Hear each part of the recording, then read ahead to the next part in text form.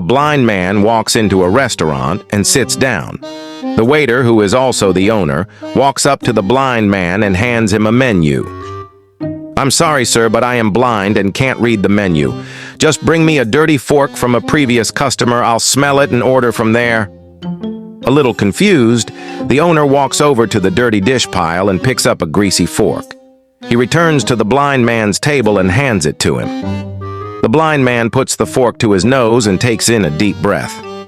"Ah, yes, that's what I'll have. Meatloaf and mashed potatoes." "Unbelievable," the owner thinks as he walks towards the kitchen.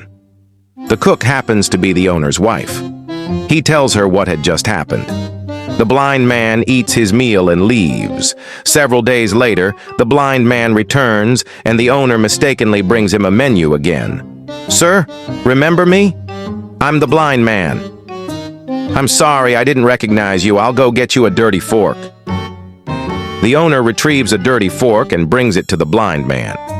After another deep breath, the blind man says, "That smells great. I'll take the macaroni and cheese with broccoli." Walking away in disbelief, the owner thinks the blind man is screwing around with him and tells his wife that the next time the blind man comes in, he's going to test him. The blind man eats and leaves. He returns the following week, but this time the owner sees him coming and runs to the kitchen. He tells his wife, "Mary, rub this fork on your panties before I take it to the blind man." Mary complies and hands her husband the fork. As the blind man walks in and sits down, the owner is ready and waiting. "Good afternoon, sir. This time I remembered you and I already have the fork ready for you." The blind man puts the fork to his nose, takes a deep whiff, and says, "Hey, I didn't know that Mary worked here."